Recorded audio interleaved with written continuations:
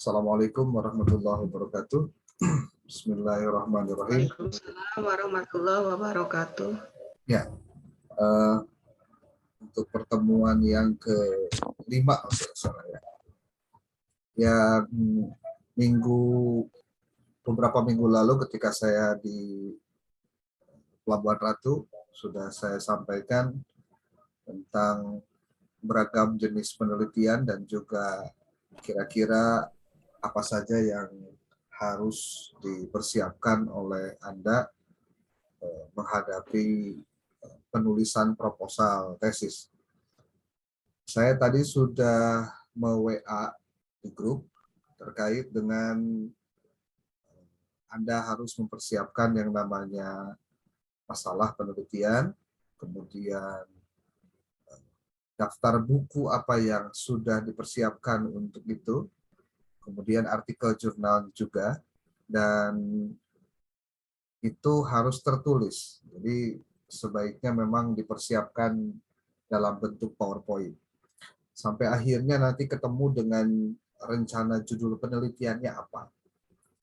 Jadi hal yang biasanya suka dilupakan oleh mahasiswa ketika akan menyusun proposal, bahwa dia itu harus baca bukunya. Nggak boleh nggak baca. Buku apa yang harus dibaca? Nah, ini pertanyaan berikutnya. Yang pertama, pasti buku metode penelitian. Yang kedua, buku yang terkait dengan core bisnis dari prodi Anda, yaitu tentang pendidikan agama Islam. Tentu yang namanya pendidikan agama Islam itu luas sekali cakupannya. Bisa dari dilihat apakah itu dari kebijakan, kurikulum, pembelajaran, atau media pembelajaran, atau dari proses pembelajaran, atau dari kepemimpinan dalam pembelajaran, atau pemimpinan dalam organisasi, madrasah atau sekolah sebagai lembaga pendidikan Islam. Ini sebetulnya bisa digali betul, termasuk untuk yang berkaitan dengan prestasi belajar atau hasil belajar, metode pembelajaran. Ini bagian-bagian yang bisa dijadikan sebagai bahan penelitian Anda, ya. Nah, tentu perlu disadari oleh semua pada saat Anda menyusun proposal itu ada hal-hal yang perlu dipersiapkan. Saya akan coba bantu dengan menampilkan sebuah slide. Yang slide ini saya ambil dari bukunya Imam Mahali yang sudah saya kirim filenya pada Anda, yaitu metode penelitian kuantitatif. Sebenarnya buku ini memang arahannya adalah untuk ke metode penelitian kuantitatif. Jadi penelitiannya berbasis pada penelitian kuantitatif. Nah, pertanyaannya balik kepada Anda sendiri sebenarnya. Sebetulnya Anda pada saat menentukan masalah dan juga pendekatan yang akan digunakan dalam penelitian tersebut, Anda mau menggunakan pendekatan mana? Kuantitatifkah atau kualitatifkah? Secara ideal, untuk tesis bisa Anda gunakan dua hal tadi, kuantitatif atau kualitatif. Ada juga yang ketiga, yaitu gabungan antara kuantitatif dengan kualitatif, yang kita sebut dengan penelitian campuran atau penelitian mixed method atau penelitian gabungan. Nah, sebenarnya saya lebih sepakat jika Anda sendiri dari awal untuk menentukan dulu kira-kira pendekatan yang digunakan dalam penelitian Anda itu mau dikuantitatifkah atau dikualitatifkah. Kenapa ini perlu saya sampaikan? Karena supaya Anda lebih fokus mana yang akan dilakukan. Nah, saya pernah memberikan petunjuk di pertemuan sebelumnya itu, bahwa jika Anda termasuk orang yang sibuk, waktunya sedikit, sebut saja karena Anda punya banyak kegiatan. Saya dari awal menyarankan mending Anda menggunakan pendekatan kuantitatif. Memang ada resiko. Resiko pertama, Anda harus rada lebih mendalami tentang statistik. Anda harus belajar dengan software SPSS contohnya. Nah, ini perlu dari awal saya sampaikan untuk supaya Anda tidak terlalu kaget kalau kemudian memilih pendekatan kuantitatif. Nah, tetapi ketika Anda memiliki waktu cukup banyak untuk melakukan penelitian, Anda bisa mengambil jenis atau pendekatan kualitatif. Dengan catatan, durasi waktu penelitian Anda relatif panjang. Di lokasi penelitian, Anda bisa melakukan observasi juga sangat panjang. Sebut saja ukuran sangat panjang itu 1 bulan, ya 1 bulan full. Kemudian Anda bisa meluangkan banyak waktu untuk wawancara dengan narasumber. Wawancaranya pun mungkin tidak sebentar, ya, atau waktunya yang pendek, tapi dilakukan berkali-kali. Itu juga sama. Kemudian dilakukan tidak hanya satu sumber. Bisa mungkin kalau di dalam penelitian pendidikan ada dengan kepala sekolah, guru pun mungkin tidak satu. Lalu dengan siswa, lalu mungkin dengan orang tua, atau pihak eksternal lain di luar sekolah yang bisa Anda ajak untuk wawancara, untuk pengambilan data. Kemudian Anda juga harus meluangkan waktu untuk menelaah dokumen. Karena di antara teknik pengumpulan data untuk jenis penelitian kualitatif, di samping wawancara, observasi, ada juga studi dokumen. Itu. Nah, ini perlu saya sampaikan dari awal supaya dari mulai sekarang Anda sudah bisa menentukan target-target itu. Ya. Nah, kalau saya hari ini menyampaikan lebih banyak contohnya untuk di kuantitatif, maaf, berarti ini saya ajukan kepada Anda agar Anda dari awal sudah tahu apa tujuan saya melakukan penelitian ini. Karena dalam penelitian kualitatif pun, Anda harus sudah bisa menentukan apa tujuan penelitian Anda. Karena dari tujuan awal itulah, Anda harus memastikan proposal itu sudah fix arahnya mau kemana.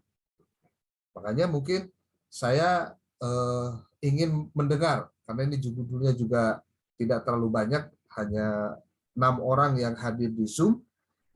Saya ingin langsung diskusi saja dengan Anda, dan Anda sudah sampaikan pada saya tentang kira-kira arah penelitian Anda mau kemana, kemudian Anda sampaikan juga kira-kira judulnya mau apa, nanti tinggal saya lakukan proses revisi kira-kira, oh ini loh yang kurang, ini loh yang harus ditambah, dan lain-lain.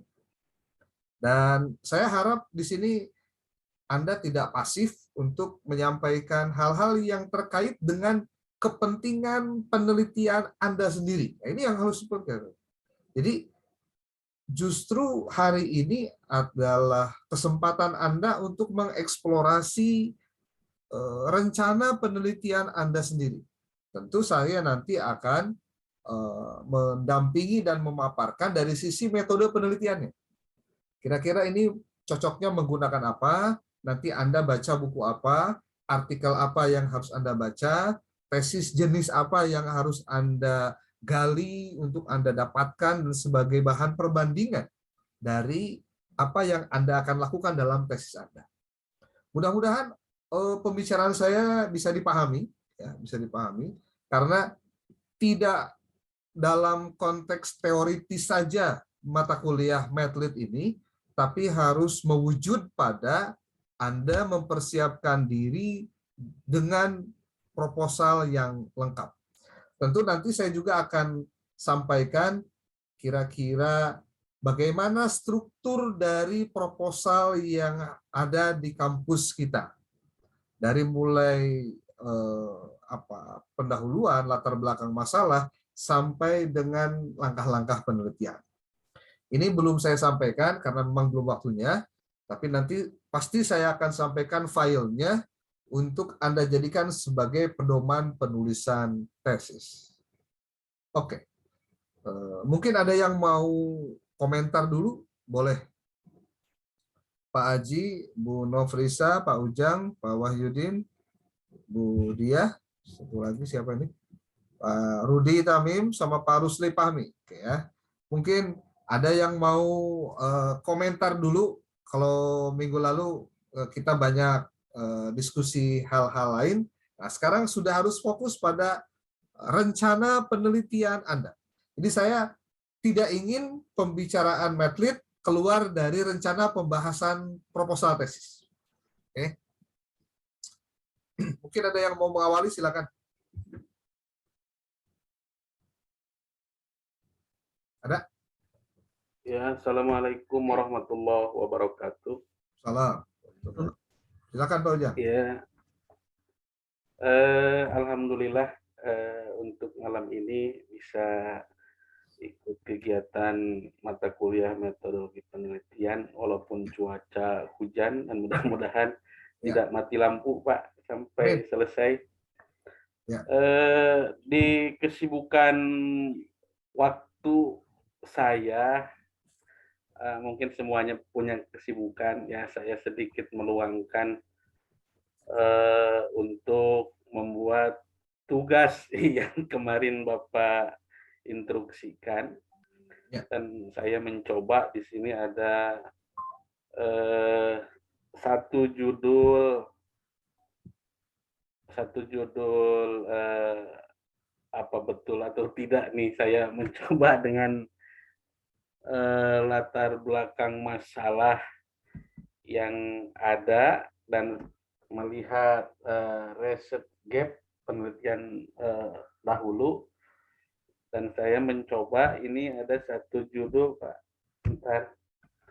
Judulnya saya ini mencoba membuat satu judul dengan judulnya pengaruh status ekonomi, pola asuh, dan tingkat pendidikan orang tua terhadap peningkatan prestasi belajar pendidikan agama Islam siswa di SMPN 2 Cikidang. Nah, ini dengan metode penelitiannya mungkin ini salah satu judul. Boleh diulangi, yang ya judulnya pengaruh status ekonomi, pola asuh, dan tingkat pendidikan orang tua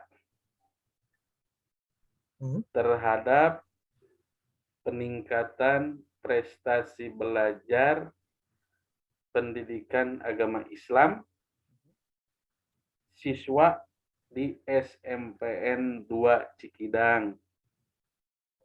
Nah, ini judul penelitian ini menggunakan korelasional mungkin Dok ya. Jadi judul penelitiannya memaparkan pengaruh antara variabel, dan menurut saya ini ada tiga variabel. Variabel pertama status ekonomi, pola asuh, dan tingkat pendidikan orang tua. Nah, itu variabel X, dan Y-nya prestasi belajar pendidikan agama Islam. Nah, saya mencoba untuk membuat judul tesis dengan judul penelitian korelasional seperti ini, Dok. Apakah ini sudah relevan dengan apa yang dipersyaratkan untuk membuat salah satu judul tesis? Mungkin itu, Dok. Ya. Kalau untuk secara judul, secara umum, masalah ini bisa dijadikan sebagai bahan untuk proposal. Karena ini masuk pada pendekatan kuantitatif, kemudian variabelnya ada 4 di sini, X1, X2, X3, dan Y. Nah, cuma mungkin masukan dari saya, Pak Ujang Yandi, baiknya lokasinya tidak satu, Pak. Iya, Lokasinya, contoh di Cikidang itu ada berapa SMP? Ya, ada 4. ada 4. Nah, sebaiknya semua SMP negeri itu dijadikan sebagai tempat penelitian. Jadi nanti Bapak bisa mengambil kesimpulan berarti secara umum hasilnya meliputi seluruh SMP yang ada di Cikidang. Bahkan kalau saya boleh menambahkan, jangan hanya SMP, Pak, tapi sanawiyah juga. Jadi SMP dan sanawiyah yang ada di Cikidang itu dijadikan semuanya sebagai sumber datanya. Nah, Iya. Objek populasinya penelitiannya. mungkin keseluruhan, nah, tapi nanti yang dijadikan sampel mungkin sebagian. Tapi Iya. semua perwakilan yang ada di sekolah SMP negeri dan SMP swasta plus madrasah sanawiyah swasta itu semuanya dijadikan sebagai populasi penelitian. Jadi nanti pengambilan simpulannya adalah berapa skor pengaruh status ekonomi dari orang tua terhadap prestasi belajar PAI itu. Tapi siswanya se-kecamatan Cikidang. Iya. Gitu, Pak. Oh Itu iya. saran saya. Jadi tidak satu objek penelitian saja berarti Pak ya. Jadi Ya, di satu tempat. satu tempat. Tidak Jadi satu di tempat. sini berarti siswa SMP di Kecamatan Cikidang gitu ya. Nah, gitu, Pak. Itu nanti, karena kan Bapak sebetulnya nggak harus ramai, Pak. Cuma bagiin angket, sudah nunggu hasil. Kan gitu, Pak. Iya. Apalagi kalau sekarang bisa menggunakan Google Form. Lebih cepat lagi, Pak.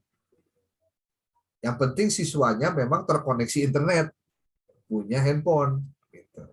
Kalau tidak punya handphone gimana? Ya kepaksa harus persiapkan print out dari kuesioner yang nanti disiapkan, nanti bisa dibagikan. Ya. Cuma saran saya, biar dari sekarang Pak Ujang Yandi juga bisa fokus, itu harus betul-betul tahu apakah memang itu masalah. Nah, gitu Pak. Coba lihat fenomenanya. Apakah prestasi belajar PAI itu di SMP atau di sanawiyah? Kalau di sanawiyah mungkin bukan PAI, tapi mewujud pada mata pelajaran fikih, Al-Quran, hadis, akidah akhlak dengan SKI ya. Tapi kalau misalkan mau fokusnya di PAI, berarti Anda hanya di sekolah menengah sekolah menengah pertama saja. Kecuali kalau yang lain. Contoh yang lain itu berarti variabel Y-nya nanti silakan diganti supaya bisa lebih fokus. Contoh, apakah status sosial ekonomi pola asuh dengan tingkat pendidikan orang tua itu berpengaruh nggak terhadap akhlak siswa? Berarti nanti variabel Y-nya yang diganti dengan siswa.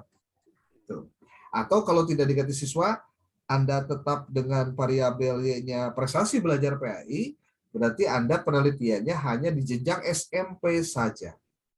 Iya. Demikian, Pak.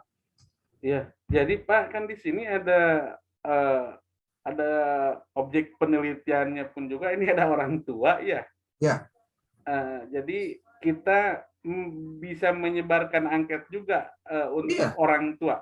Betul, bisa, Pak. Sangat bisa. Jangankan orang tua, Pak, masyarakat sekitar juga bisa. Kalau memang datanya ada di masyarakat itu. Gitu. Iya. Kalau dalam penelitian kuantitatif, ya. Oke, saya pikir tinggal pendalaman terhadap di lokasi penelitian, apakah memang masalah prestasi belajar itu. Nah, ini juga harus digali lagi, Pak. Sebab Iya, pertanyaan pertama pada saat tesis itu diujikan atau proposal Anda pada saat diujikan adalah apa masalahnya? Apa masalah penelitian Anda? Apakah itu teh masalah? Jangan-jangan sebetulnya bukan masalah. Gitu. Makanya iya, harus betul dipahami dulu. iya, Pak Ujang ini harus melakukan observasi atau iya, studi pendahuluan lah, nanya gitu ke masyarakat sekitar. Kira-kira hal apa yang bisa hal menarik yang bisa digali untuk menjadi penelitian Anda. iya, Tapi kalau menurut Anda memang status ekonomi, pola asuh orang tua, dan juga tingkat pendidikan orang tua itu menjadi problem, berarti memang, nah, dari mana Anda bisa dapatkan datanya? Gampang. Coba Anda datang ke tiap desa. Di desa itu pasti ada data orang tua, atau jangan di desa deh, ke sekolah. Di sekolah itu kan pasti ada dulu pendaftaran, ya, pendaftaran siswa ketika masuk. Coba dicek satu-satu. Ini orang tua rata-rata background-nya apa? Ya udah ketahuan di situ, Pak. iya, Ya. Jadi Anda tinggal baik-baik aja ngobrol dengan PU yang ngurusin masalah PPDB. Nah, itu, Pak. Karena datanya semuanya ada di dia. iya. Gitu, Pak Ujang. Ya, jadi secara substantif dan redaksi ini untuk judul ini sudah memenuhi syarat, Pak ya. Cuman di sana luang lingkupnya Ya, jangan satu tempat. jangan satu tempat saja, Pak ya. Ya, karena prinsip Terus, dari ya, penelitian Karena penelitian kuantitatif kuantitatif itu ya, adalah melakukan generalisasi, ya, ini melakukan material. generalisasi dari eh, lebih banyak objek. Jadi makin heterogen makin bagus, Pak, kalau dalam penelitian kuantitatif itu. Jadi kalau hanya satu penelitiannya berarti simpulannya hanya untuk di lokasi itu saja. Gitu.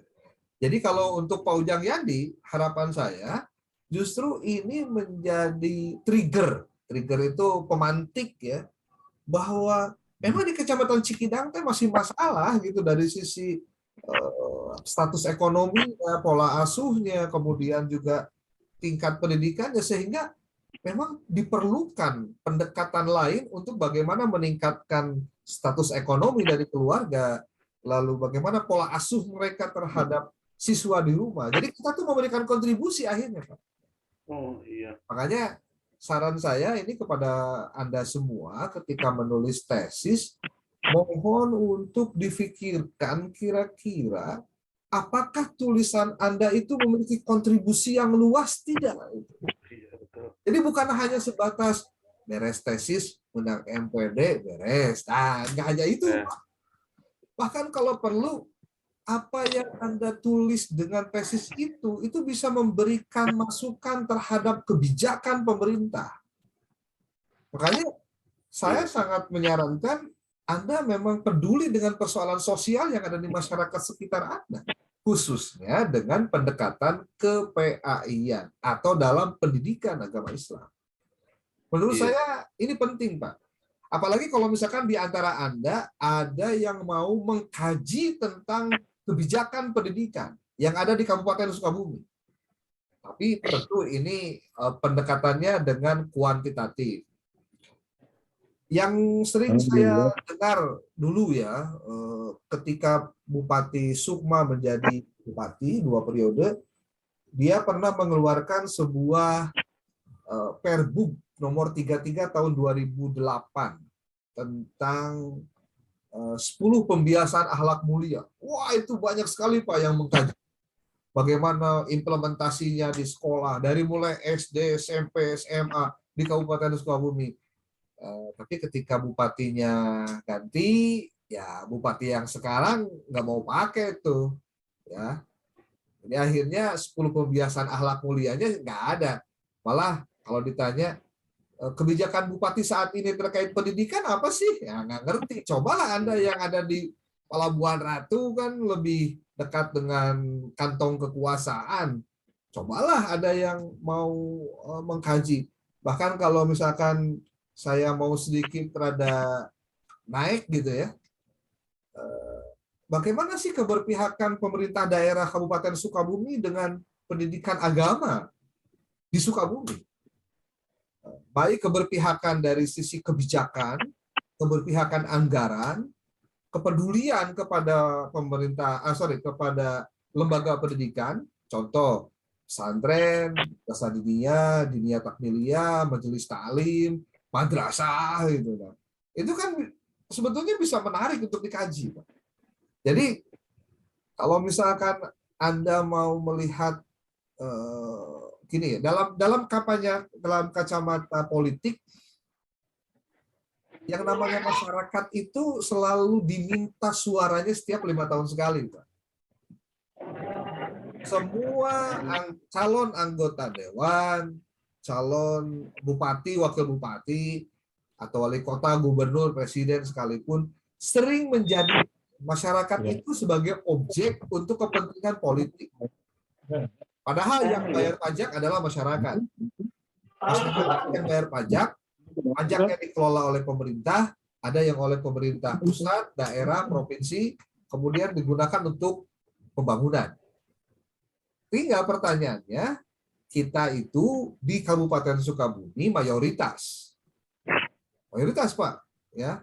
Kalau yang namanya mayoritas, berarti keberpihakan pemerintahnya pun harus melihat juga pada kepentingan mayoritas. Nah, pertanyaannya, segede gajahnya APBD itu, seberapa persentase yang diberikan untuk pendidikan, khususnya pendidikan agama? Nah, ini kan tidak bisa, Pak, kalau hanya sebatas diskusi dengan anggota dewan. Anda harus bisa menganalisisnya secara akademis. Ya, pengkajian secara akademis ini penting. Kalau menyenangi, ya saya bilang tadi, menyenangi hal-hal yang terkait dengan kebijakan. Sehingga penelitiannya nanti juga penelitian kebijakan. Itu. Tapi tentu wawancaranya juga dengan para pemegang kebijakan.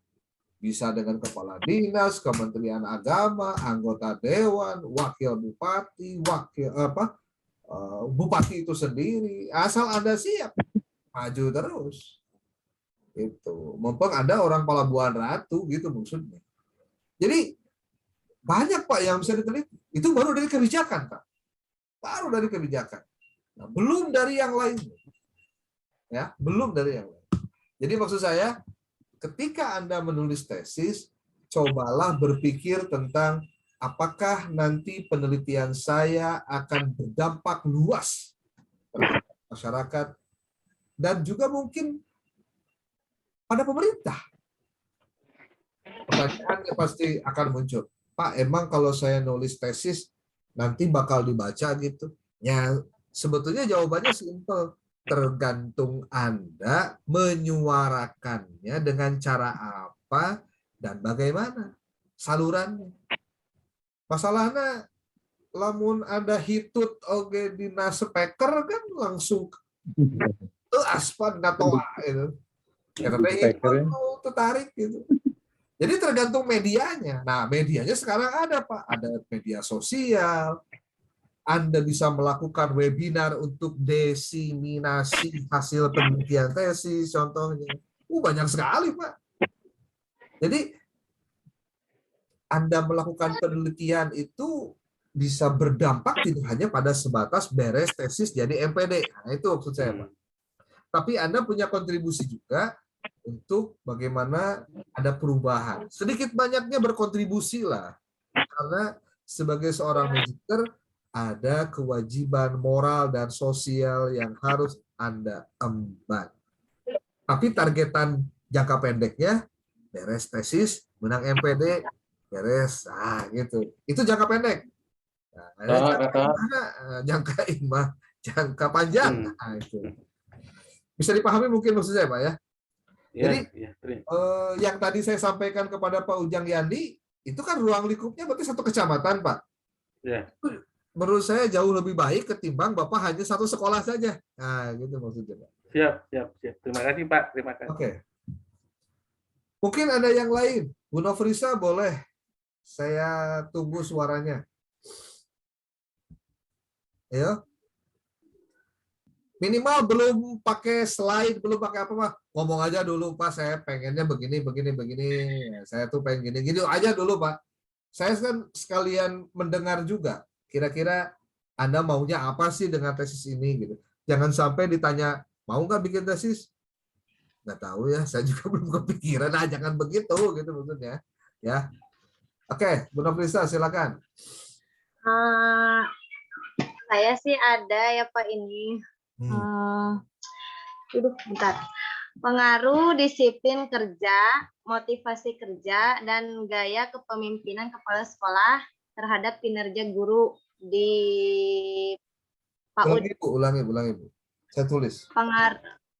Pengaruh disiplin kerja, motivasi kerja, dan gaya kepemimpinan kepala sekolah terhadap kinerja guru di PAUD. Aku ngambilnya PAUD. Sepalabuhan itu boleh, Bu. Mau sekabupaten Sukabumi boleh. Kenapa? Belum. Sekarang gini, sekecamatan Pelara ada berapa PAUD? Ada 60 PAUD. 68. Sugatnya 2.000. 60 madu. Ada 68. Oke. PAUD. Disiplin, motivasi, gaya kepemimpinan kepala sekolah, atau disiplin guru, motivasi kerja, kinerja guru. Oke. Apa yang melatar belakangi Anda nulis begini? Saya sambil searching di internet, judul kayak gini udah ada belum gitu ya. Yang persis kayak gini ya itu. Bu, gimana, Bu? Kenapa judul ini? Saya sih mengambil judul ini tuh pengaruh nggak sih kinerja guru, motivasi kerja guru, terus terhadap gaya kepemimpinan kepala sekolah gitu. Jadi kalau misalnya guru punya motivasi atau punya kurang disiplin kerja atau motivasi kerja gitu ya, pengaruhnya dan pengaruh kepada kepala sekolah.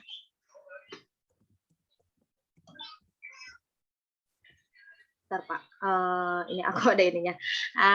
Jadi masalahnya kepemimpinan kepala sekolah itu sama disiplin kerja itu berpengaruh nggak terhadap kinerja guru? Terus?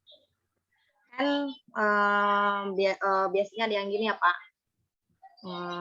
Kalau misalnya gurunya motivasinya tinggi, misalnya disiplin kerjanya bagus, tapi ada yang tidak dibarengi dengan gaya kepemimpinan kepala sekolahnya. Jadi kepala sekolahnya cuek gitu. Ada yang seperti itu. Jadi tidak mau memberi dorongan terhadap gurunya. Jadi seperti itu. Anda menemukan kasus ini di mana itu? Ada sih sebagian, ada yang kan teman-teman gitu suka ada yang curhat gitu Pak. Suka ada yang saya misalnya gini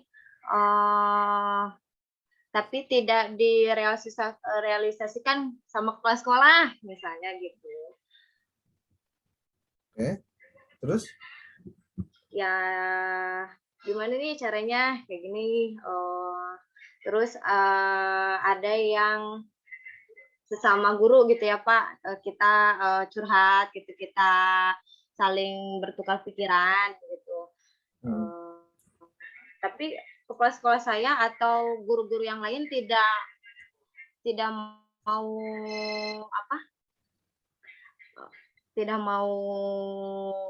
kerja bareng, istilahnya ya bareng gitu. Kalau di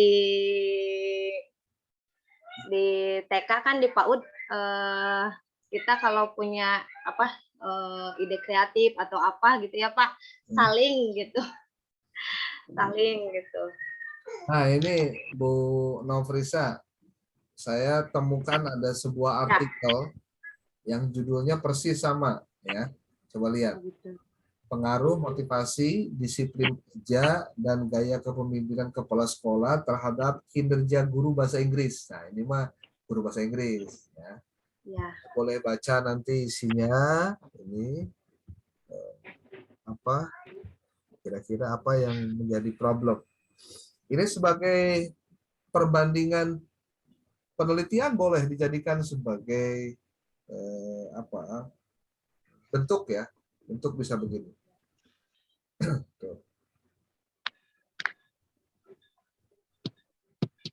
Ini contoh saja, contoh. Berarti sebetulnya kepemimpinan itu variabelnya variabel ketiga, yaitu ada di tengah, ya, sebagai jadi X1 berpengaruh kepada X3, X2 berpengaruh kepada X3, lalu X3 berpengaruh ke Y. Ini posisinya begini. Nah, ini juga untuk Pak Ujang Yandi. Tadi kan Anda mau mengambil tema kuantitatif, ya. Nah, nanti model diagram jalurnya juga harus jelas nih. Dari mulai sekarang harus dicari dulu model diagram jalurnya seperti apa. Karena nanti untuk setiap rumus penggunaan dalam statistiknya itu berbeda-beda, Pak. Nah, tapi jangan khawatir, di bukunya Imam Mahali itu ada cara bagaimana mengerjakan soal-soal seperti ini, termasuk bagaimana tesis itu dilakukan. Jadi jangan khawatir. Buku statistik banyak banget, ya. Anda jangan khawatir untuk belajar untuk bikin tesis kayak gimana, tenang aja, ya. Banyak sekarang. Yang penting mau belajar. Buka buku lagi, baca lagi di sela-sela kesibukan, ya. Dan jelema anu ngiluan S2 di Pelabuhan Ratu mah lain jelema nganggur, Pak. Cara ribuk, ya. Nah, matakan harus bisa mencuri-curi waktu. Nah, itu, Pak. Kalau nggak curi-curi waktu, nggak bisa-bisa, Pak. Alasannya tidak ada waktu mungkin, gitu. Ya udah, curi aja deh, ya, gitu. Oke, Bu Nofrisa, jadi silakan nanti di internet juga kalau misalkan judul yang barusan dimasukkan. Nah, kalau misalkan Anda ingin tahu polanya, mengerjakannya kayak gimana, itu bukunya banyak. Saya bisa kasih rekomendasi, ada buku judulnya Teknik dan Metode Menulis Tesis, ya. Itu karangan siapa? Teknik. Ridwan, Ridwan. Itu Ulangi, Dok. semua. Nanti Tolong ulangi, Dok, atau di-share. Saya ini dulu perlihatkan bukunya, ya. Bentar. Teknik Dan metode penulisan tesis. metode judul. Saya perhatikan tesis karangan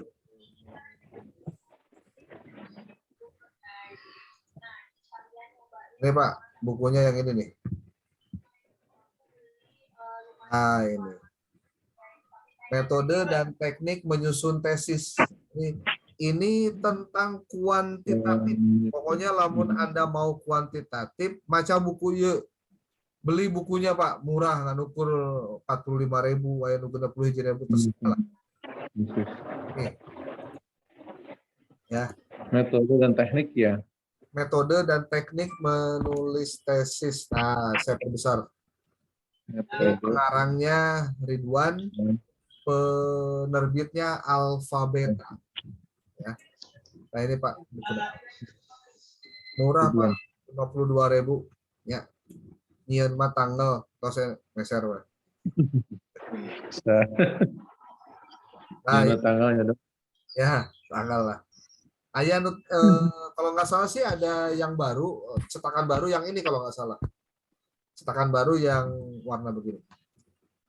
Ini tentang kuantitatif, ya. Kuantitatif. Saya sarankan kalau Anda mau kuantitatif, beli buku ini. Termasuk ayat contoh proposal kayak gimana, cara nyieun instrumennya kayak gimana, itu ada semua di sini. Ya. Ya, Ibu Nofrisa begitu ya. Jadi kalau mau di kuantitatif saya sarankan baca buku itu. Belilah. Dah Muhammad Tak nggak ganggu jadwal nggak baso ya.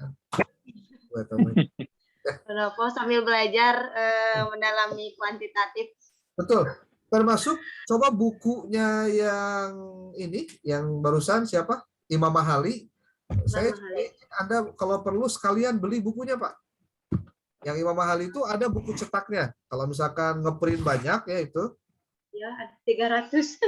Ini metode penelitian kuantitatif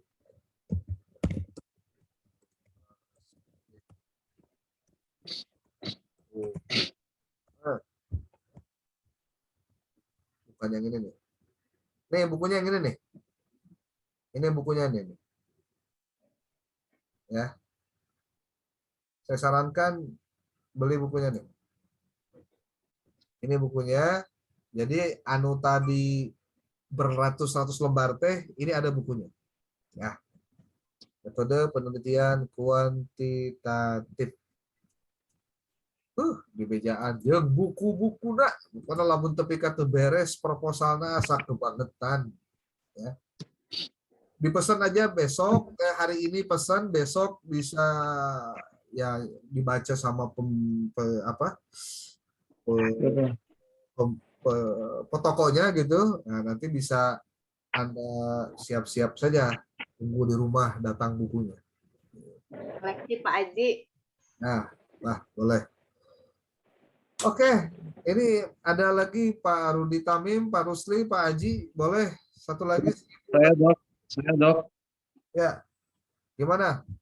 Boleh. Mohon maaf. Assalamualaikum warahmatullahi wabarakatuh. Salam. Mohon maaf tadi dok telat. Ya. Saya konsisten dengan apa yang saya ajukan di awal karena dalam saya ingin ada kalau bahasanya Dokter Kun itu jadi harus bisa memadukan antara disiplin ilmu yang satu dengan yang lainnya kan itu. Ya. Saya background-nya kan bahasa Inggris. Bagaimana bisa memadukan dengan nilai-nilai keagamaan gitu ya. Pernah dulu sebelumnya saya ajukan ke dokter juga judul yang saya pernah sampaikan, terus dikasih masukan nggak apa-apa, tapi ada nilai-nilai keagamaannya kan gitu ya. Ini saya ada dapat judul karena menurut saya ini menarik buat pengalaman saya. Ada banyak kasus-kasus di lapangan, terutama dengan mata ajar yang saya empuh ya di sekolah bahasa Inggris. Itu saya lihat dalam penguasaan, khususnya penguasaan kosakata, ini banyak anak-anak bermasalah. Gitu. Dan yang bagus itu rata-rata mereka yang disiplin keagamanya bagus, akhlaknya bagus. Gitu. Terus dia memberikan motivasi dia untuk belajar ya. dengan baik lah gitu. Terus? Dan saya bisa melihat kalau anak itu berbeda dengan anak yang lain. Gitu. Ya, saya baca lagi terus ini mungkin ya bisa dikoreksi nanti dok judulnya ya. Ya. Jadi begini, pengaruh akhlak siswa atas lingkungan belajar dan penguasaan kosakata terhadap kemampuan berbicara bahasa Inggris. Saya di SMP ya, di sekolah menengah pertama di Kecamatan Pelabuhan Ratu. Diulangi Pak.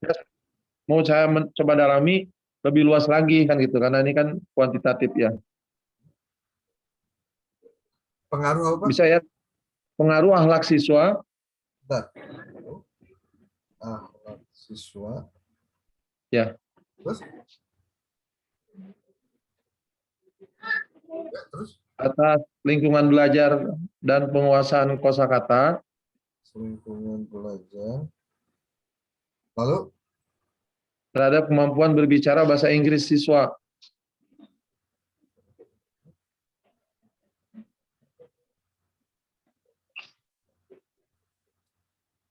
Ulangi Pak. Pengaruh akhlak siswa atas lingkungan belajar, terus dan penguasaan kosakata dan penguasaan kosakata terhadap kemampuan berbicara bahasa Inggris, kemampuan bahasa Inggris bicara ya. Wah, ya. Ini awalnya kenapa sampai ada judul ini Pak? Kenapa Pak? Kenapa Dok? Latar belakangnya kenapa sampai judulnya Anda tertarik untuk itu? Ya, satu tadi saya sampaikan di awal, terus waktu pertama juga saya pernah mengajukan judul ini, kata dokter coba di dipadukan dengan nilai-nilai agama.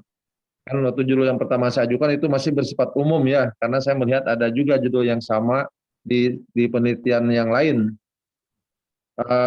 Karena saya berbasisnya bahasa Inggris S1 itu, jadi saya kayaknya lebih lebih mapan untuk menyampaikan tesis ini dalam mata ajar saya dan dipadukan dengan nilai-nilai keagamaan diantaranya akhlak itu.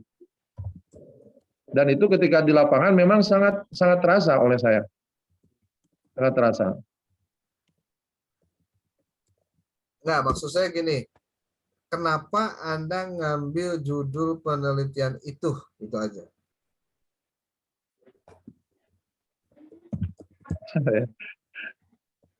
Saya lebih tertarik dengan ini. Ya, yang mendasarinya apa gitu Pak? Yang mendasarinya apa ya?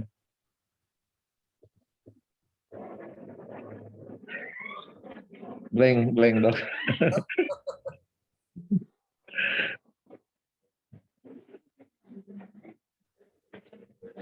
Gimana Pak? Ya kan saya mengajar di beberapa sekolah tuh ya, di beberapa sekolah dan saya menemukan ketika saya memberikan tugas hafalan-hafalan kosakata kepada siswa itu, ternyata ya sangat berpengaruh ketika ini anaknya baik gitu ya, baik dalam tanda kutip baik artinya mungkin dia mendapatkan pendidikan agama yang baik mungkin di rumahnya, terus kelihatan berpengaruh sekali kepada kemampuan dia menghafal kosakata. Oke. Karena mungkin ada keinginan kuat untuk belajar. Anda penelitiannya rencananya mau di mana Pak? Di Pelabuhan Ratu, di SMP. Kalau ya di Pelabuhan Ratu. Saya coba karena saya baru mendapatkan sumber itu hanya dari beberapa sekolah aja, 1-2 sekolah atau 3 sekolah. Oke. Saya tidak tahu di tempat yang lain. Maksudnya saya mau coba juga itu nanti. Oke. Kalau memang Kalau saya harus lebih luas ya, kalau memang harus lebih luas. Karena kalau kuantitatif kan sampelnya juga harus banyak ya, harus lebih luas juga ya. Tapi kalau saya melihatnya gini Pak, Ya. untuk Bapak, Pak Rusli ya, Iya, saya iya Dok. Anda penelitiannya jangan di kuantitatif. Oh gitu ya Dok. Ya, ada beberapa alasan. Pertama, kalau judul ini tetap dipaksakan, Anda akan berhubungan dengan kesulitan-kesulitan tertentu. Apa kesulitannya? Yaitu pada saat Anda melakukan ukuran kemampuan bicara siswa. Ini alat ukurnya kan harus dites bicaranya, Pak. Nggak bisa kalau nggak dites. Bisa dibayang itu ada berapa orang yang harus dites. Makanya saya sarankan jangan judul kayak gini. Nah, ada alternatif kalau Anda mau mendalami tentang hal ini. Apa? Saya berikan petunjuk aja ya, petunjuk Pak Rusli. Ya Dok. Ada beberapa lembaga pendidikan yang menjadikan bahasa Inggris itu sebagai bahasa pengantar. Iya. Ya, itu di Salam. Salam itu pengantarnya bahasa Inggris dan bahasa Arab. Nah, maksud saya, coba Pak Rusli datang ke Asalam, baik Asalam Putra atau Asalam Putri. Saya pikir belum banyak yang meneliti tentang kebiasaan menggunakan bahasa Inggris sebagai bahasa pengantar dengan akhlak atau sikap siswa di mata pelajaran itu. Ya kan biasanya yang mengajarkan biasanya PAI itu atau pendidikan agama Islam itu diajarkan dengan bahasa Indonesia atau ada yang menggunakan bahasa Sunda.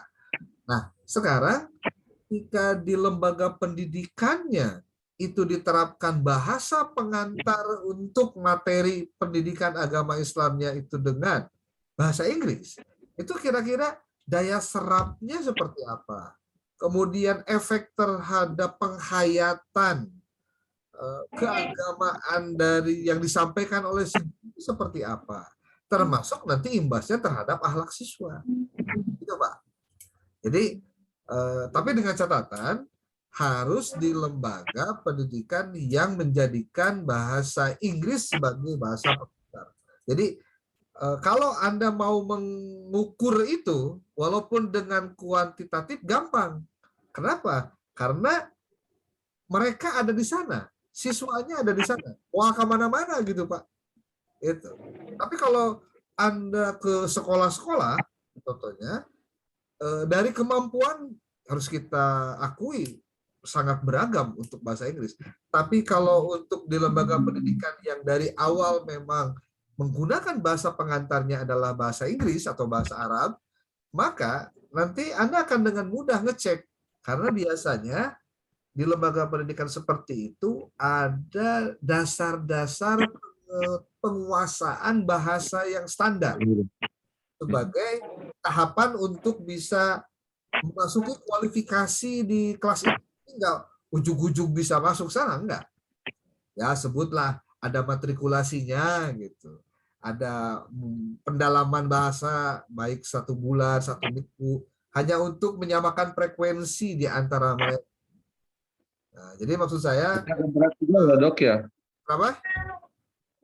Lumayan berat juga ya. Enggak berat, Pak. Lawan Ya, berat. kalau ini dipaksakan di sini harus, ya artinya harus, kalau tidak khusus ke sekolah-sekolah yang berstandar bahasa Inggris gitu ya. Kalau Pak Rusli memaksakan judul tadi, itu kebayang Ya. tingkat dasar penguasaan bahasa Inggris rata-rata siswa itu beragam. Beragam ya. Kalau model Pak Rusli melakukan penelitiannya seperti di pesantren Asalam, contohnya ya, mereka kan punya style yang sama, Pak. Betul. Minimal mereka itu memang kudu ngomong bahasa Inggris, kudu ngerti bahasa Inggris, kudu bahasa Inggris. Jadi kan sisi-sisi lainnya kepaksa. Gitu, Pak. Jadi ya, saran saya gini deh, Pak Rusli datang ke Asalam. Kalau nggak ke Asalam, Dok, ganti judulnya ya. Nggak ganti, Pak. Bergeser sedikit. Itu kualitatif ya? Tapi kualitatif. Mau kualitatif bisa. Kalau buat saya sih dua-duanya ACDC lah, ya.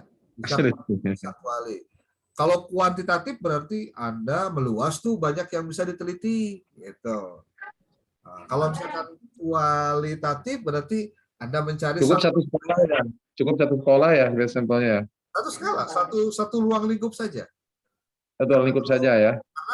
Karena memang dilihat dari aspek apa ya, variasi dari sumbernya memang hanya ada di situ gitu. Iya, betul. Kecuali kalau ada lembaga yang setara gitu yang mengajarkan dengan cara seperti itu, ya Anda bisa lakukan. Itu, Pak. Jadi saran saya Pak Rusli jalan-jalan ke Asalam, ngobrol dengan ustadz di sana, ngobrol dengan guru bahasa Inggrisnya kalau perlu, atau ngobrol dengan guru PAI-nya juga, bagaimana mereka mengajar di sana. Mungkin Pak Rusli belum pernah tahu bagaimana pola pembelajaran bahasa Inggris di lembaga yang mengajarkan pengantar pakai bahasa Inggris gitu. Nah, ini kan kita bisa diambil, Pak. Sisi-sisi baiknya apa? Yang penting kita mah belajar kumaha caranya neangan tentang ya pengaruh. Tapi judulnya jangan pengaruh akhlak siswa atas lingkungan belajar. Ini jadi keliru, Pak. Judulnya jangan keliru. Ya, gimana dok jadinya? Begini. Jadi boleh jadi kalau judulnya kualitatif sih kayak gini, Pak. Implementasi pembelajaran bahasa Inggris dan dampaknya terhadap akhlak siswa dalam pelajaran PAI. Penelitian di atau pembelajaran PAI melalui pengantar bahasa Inggris dan dampaknya pada akhlak siswa. Atau silakan direkayasa lagi judulnya, tapi intinya kadinya gitu. Jadi kan konten bahasa Inggrisnya telengit, Pak. Clue-nya implementasi berarti ya? Implementasi. Bisa penerapan, bisa efektivitas, atau judulnya tentang efektivitas. Efektivitas penggunaan bahasa Inggris sebagai pengantar dalam pembelajaran PAI di Pondok Pesantren As-Salam Putri, contohnya. Kan bisa begitu, Pak. Jadi sebetulnya penggunaan bahasa Inggris untuk menjadi bahasa pengantar di mata pelajaran PAI teh efektif teh gitu, Pak. Jangan-jangan siga soang hayam. Soang ngomong soang, hayam jadi pajiin jin gitu ta. Tungtungna tadina anak harus paham tentang bagaimana cara tata cara ibadah tertentu, tapi karena penggunaan bahasa yang tidak efektif akhirnya ya anak jadi nggak paham, boro-boro menghayati ajaran agamanya, paham genten anu diomongkeun gitu. Kalau ternyata didapatkan hasilnya tidak efektif begitu. Jadi boleh efektivitas, Pak. Efektivitas penggunaan bahasa Inggris sebagai bahasa pengantar dalam pembelajaran pendidikan agama Islam di Pondok Pesantren As-Salam.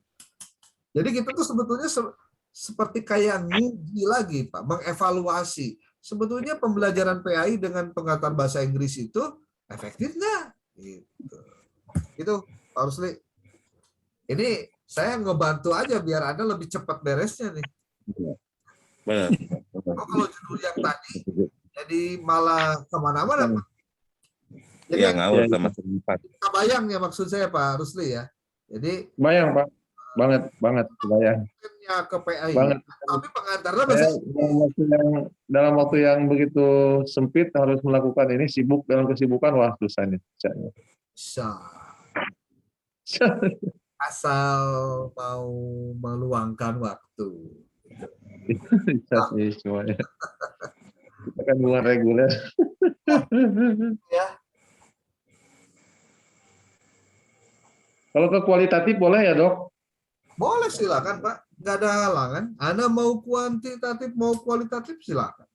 Kita tidak pernah batasi mahasiswa mau kemana. Cuma tadi itu saya kasih gambaran ini loh. Ya kalau misalkan kuanti ini kalau kualitatif. Jadi tidak ada memaksakan harus kemana-kemana, nggak ada. Ya. Maaf dok, satu lagi dok, kasih clue lagi dok. Selain tadi udah saya ketangkap, itu kan bersumbernya di sekolah yang memang berstandar, dasarnya berstandar bahasa Inggris atau pengantar bahasanya ada bahasa Inggris. Ada clue lain nggak di luar itu dok? Untuk saya berikan judul lain gitu. Tapi ada sangkut pautnya dengan bahasa Inggris. Clue-nya aja dok. Apa ya? Sebetulnya kalau Anda cari di apa? Di internet. Saya cari aja ya dok ya. Ya. Saya cari ya. Ya, siap dok. Siap dok. Siap dok. Banyak yang bisa di Ya, siap. kali. Terutama saya ingin, tapi nggak tahu ya, ini kalau di Pelabuhan Ratu rata-rata siswanya, saya pengen Anda neliti kalau main TikTok pakai bahasa Inggris untuk menyampaikan materi PAI itu bagus nggak sih ya? Tapi itu saya pikiran-pikiran saya aja ya. Tapi bisa jadi eksperimen maksudnya. Bahkan Pak Rusli pernah dengar nggak tentang istilah moderasi beragama? Moderasi beragama karena untuk menyampaikan tentang risalah Islami rahmatan lil alamin itu harus dipahami dengan meluas. Nah, penggunaan bahasa global itu kan menjadi bagian dari bagaimana menyampaikan Islam yang akan pertanyaannya, apakah siswa-siswi di Pelabuhan Ratu aware nggak dengan hal itu, Pak? Tapi ini kayaknya perlu diskusi lagi lah, ya, perlu diskusi lagi. Ya, Dok. Posisinya bukan buat tesis itu, jadi diladek beres. Nah, Paham sama Dok lah. ya, emang Izin Dok. dibujeng enggalna we, gitu. Siap, Dok. Terima kasih, Dok. Terima kasih. Siapa Pak Rudi? Pak Rudi? Ya siap, izin Dok. Mangga, Izin Pak. Dok. Assalamualaikum warahmatullahi wabarakatuh. Waalaikumsalam warahmatullahi. Silakan, Pak. Mohon maaf Dok, terlambat tadi Dok. Ini ada satu judul barangkali Dok untuk ditanggapi apa ini pas atau tidak, mohon rujukan juga. Seperti halnya misalkan manajemen kepemimpinan Dok, kepala sekolah terhadap kinerja guru, Ya. dan metode pembelajaran pada peningkatan prestasi siswa di Kecamatan Pelabuhan Ratu misalnya Dok. Oke. Gimana Dok? Manajemen Masuk, Pak. kepemimpinan 1, 2. Kepala sekolah terhadap kinerja guru, Manajemen kepemimpinan kepala sekolah, terus yang kedua dan metode pembelajaran metode pembelajaran,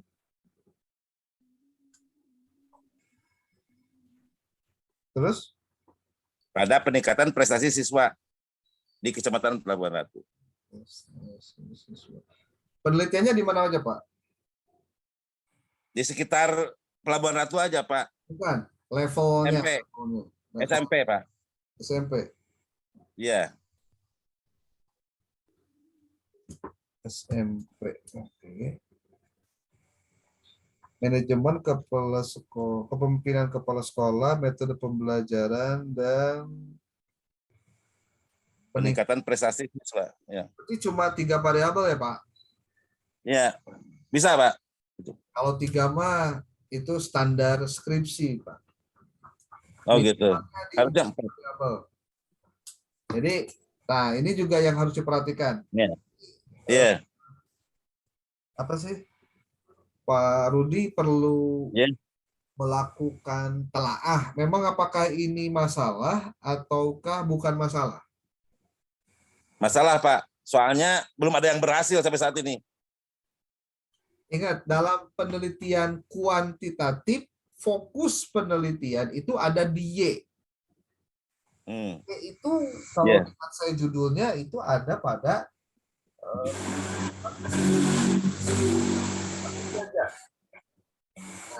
nah, berarti Anda harus punya data bagaimana siswa MI prestasinya minimal 3 tahun terakhir Kecamatan Pelabuhan. Apakah memang menurun? Trennya menurun atau menaik? Sebab kalau misalkan menurun prestasinya, berarti Anda coba silahkan cari akar masalahnya apa. Apakah akar masalahnya itu pada manajemen kepemimpinan kepala sekolah? Nah, itu ada komponen lain yang hilang, yaitu guru, Pak, kompetensi guru. Iya. Iya, betul. Apa? Saya sih menyarankan kalau mau yang lemah. Ini saya bicara apa adanya saja. Iya. Kepala sekolah di mana itu rata-rata di manajemen supervisi akademik. Jadi boleh jadi Pak, variabel pertama Bapak itu adalah manajemen supervisi akademik kepala sekolah. Atau kalau mau lebih ekstrim lagi, kompetensi supervisi akademik kepala sekolah. Jadi fokus ke persoalannya. Jadi kompetensi supervisi akademik kepala sekolah. Dan yang kedua, nah ini Pak, Anda mau ngambil mana? Kalau misalkan rata-rata MI itu kan di Pelabuhan Ratu MI negerinya cuma satu, ya, Ya. lainnya kebanyakan swasta. Nah, Hmm. kalau Bapak mau penelitiannya di Pelabuhan Ratu, saya ngarahkan penelitiannya di swasta negeri sekaliguskan saja nggak apa-apa. Jadi nanti secara umum saja nanti bisa didapatkan gambaran. Walaupun sebetulnya tidak apple to apple ketika min cuma satu, sisanya swasta. Atau menggabungkan keduanya itu juga jadi sesuatu yang biasanya jadi membingungkan. Jadi yang pertama kompetensi supervisi akademik kepala sekolah itu yang kedua. Yang kedua, ini di MI ini problem dari dulu Pak. Itu masalah tidak linearnya guru. Benar. Jadi nanti disebutkan di dia kompetensi profesional guru. Ya. Kenapa kompetensi profesional guru ya Pak? Ya, kompetensi profesional guru. Karena di MI rata-rata jurusan lulusan PAI ngajar kelas IPA ya, ngajar IPA, ngajar IPS, matematik, Inggris, ngajar Inggris, Arab, termasuk anu SHG rata-rata nama di PAI itu. Jadi pertama kompetensi supervisi akademik kepala sekolah, lalu kompetensi profesional guru. Nah, yang ketiga nanti ada lagi yang menjadi problem di MIT. Namun sarana prasarana. Sarana prasarana. Itu rata-rata sebab swasta bermasalah. Karena bermasalah maka perlu dilakukan peningkatan. Jadi sarana prasarana. Nah, ketika sudah ngomongin tentang supervisi, kompetensi profesional, sarana prasarana, ini berdampak terhadap apa? Banyak, Pak. Bisa dilihat dari prestasi belajar siswa atau mutu pendidikan BMI contohnya, atau minat orang tua menyekolahkan anaknya ke MI. Jadi soal minat orang tua menyekolahkan anaknya ke MI. Jadi dasar pertimbangannya bahwa selama ini minat orang masukin anak ke MI itu relatif rendah. Nah, contohnya begitu. Pak, tapi kudu aya buktina. Contoh, sekolah Parudi itu 3 tahun terakhir pendaftar anu asup dari 2019, 2020, 2021 itu makin naik apa makin turun. Nah, itu juga bahan pertimbangan, Pak. Jadi antara dasar empiris bahwa penelitian yang dilakukan ternyata minat orang tua menyekolahkan anaknya ke MIT 3 tahun terakhir trennya turun. Nah, udah ketahuan. Nah, turun tetin. MI sabar hiji Pak, sa Pelabuhan Ratu. Sa Pelabuhan 14 Pak. 14 Pak. 14. Tina etanu 14 aya sabaraha MI anu tiap tahun selama 3 tahun berturut-turut turun. Nah, itu bisa jadi dasar. Iya. Terus siap. coba ditinggali. Bagaimana keadaan sarana prasarana di MI? Datanya kayak yang kedua, betul. Bagaimana data lulusan guru MI yang ada di Pelabuhan Ratu dari sisi pendidikan S1-nya. Yang kedua, coba dibaca apakah kompetensi supervisi akademik itu dilakukan atau tidak oleh kepala sekolah. Nah, kayak gitu-gitu, Pak. penelitian. Ya. Jadi itu kemana-mana gitu ya. Nah, jadi boleh Y-nya itu tadi bisa apa? Apa tadi? Minat orang tua menyekolahkan anaknya atau Ya. kualitas pendidikan di MI. Pertama mangga diatur-atur lah. Tapi Siap. Pak Rudi sudah ada gambaran kira-kira Ya. mau melakukan kemana gitu tahapannya. Ya, insya Allah dok, ada dok. Terima kasih dok. Barakallah. Siap, makasih dok. Semua apa yang tadi saya sampaikan, karena ini silakan Anda tinggal coret-coret, bikin latar belakang, bikin rumusan sambil baca-baca ya. Nanti saya kirim grup deh tentang itu ya. Ya, siap dok. Makasih dok. Oke. Terus dok. Pak Haji, mana Pak Haji? Ya, siap. Terima kasih Pak Dokter. Assalamualaikum warahmatullahi wabarakatuh. Waalaikumsalam. Ini dok, kebetulan kan saya guru PAI, jadi ruang lingkup seperti apa yang waktu tatap muka dokter sampaikan bahwa supaya kita tidak menyulitkan di saat penelitian nanti, jadi apa yang dianggap ada di lingkungan kita atau sesuai dengan pekerjaan kita. Saya dari banyak membuka di Google Scholar dan baca tentang artikel-artikel, memang kalau guru PAI saya berkecimpungnya yang pertama permasalahannya terkait dengan prestasi belajar, kedisiplinan, kemudian metode yang berhubungan nanti dengan hasil dari belajar itu sendiri. Makanya saya di sini nyusun masalahnya seperti begini. Yang pertama, bagaimana gambaran motivasi belajar disiplin siswa dan prestasi belajar siswa pada mata pelajaran pendidikan agama Islam di Kecamatan Cikidang, di SD Kecamatan Cikidang. Yang kedua, pengaruh motivasi belajar dan disiplin siswa terhadap prestasi belajar siswa pada mata pelajaran pendidikan agama Islam di SD Negeri Kecamatan Cikidang. Yang ketiganya, pengaruh disiplin siswa, bagaimana pengaruh disiplin siswa terhadap prestasi belajar pendidikan agama Islam di SD Negeri di Kecamatan Cikidang. Akhirnya saya muncullah alternatif untuk judul. Tapi saya buka di Google Scholar memang sudah banyak hal semacam ini Pak.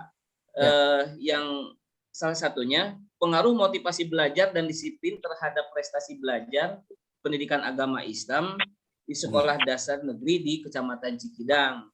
Hanya mungkin penelitiannya saya hanya di baru 3 variabel Pak. Betul dok, betul. Makanya Pak. Ya, saya ingin seperti yang lain tadi ini sudah belum dikirimkan. Justru saya ingin mendapatkan seperti yang lain. Bapak tadi ini ada gambaran-gambarannya gitu Pak. Ya. Nah sekarang pertanyaannya gini Pak. Sebetulnya problem pembelajaran PAI di SD itu apa sih? Ya kalau yang berhubungan dengan keseharian kami ya. Tentunya terkait dengan prestasi Pak, kualitas dari pembelajaran pendidikan agama Islam sendiri. Hari ini kan kita hanya sekedar masuk menyampaikan materi setelah mengkaji kepada metode pembelajaran seperti biasa tanpa ada ketika sudah mencapai KKM itu hanya sekedar asal, tidak ada hal yang lebih jauh gitu dok. Ini sayang. Aku jamak kali. Kakak ini. Bodoh.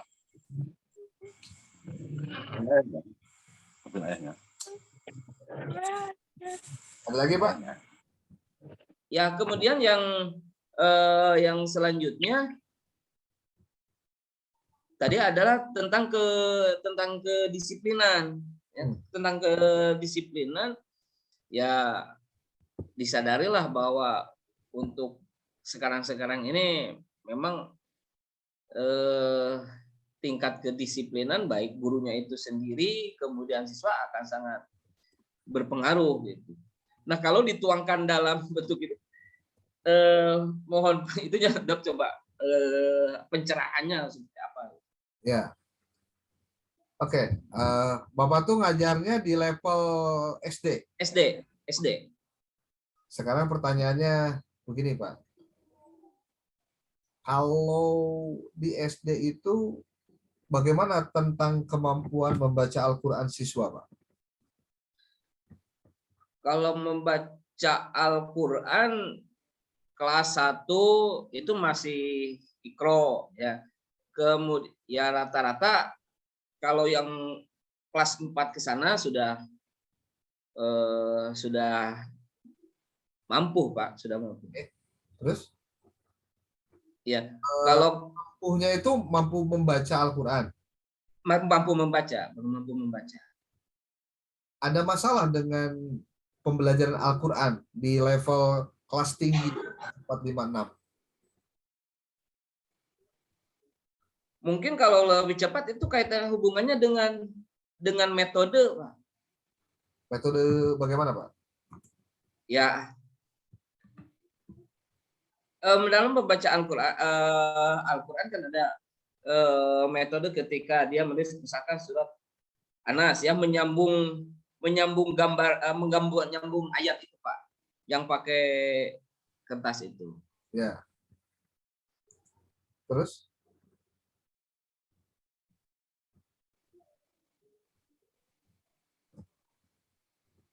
Ada lagi, Pak?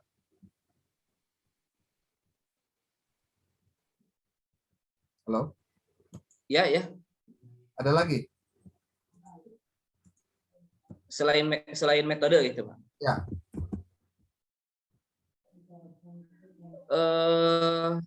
Selain metode ya mungkin kedisiplinan itu tadi, Pak, kontinuitas dalam pembelajarannya.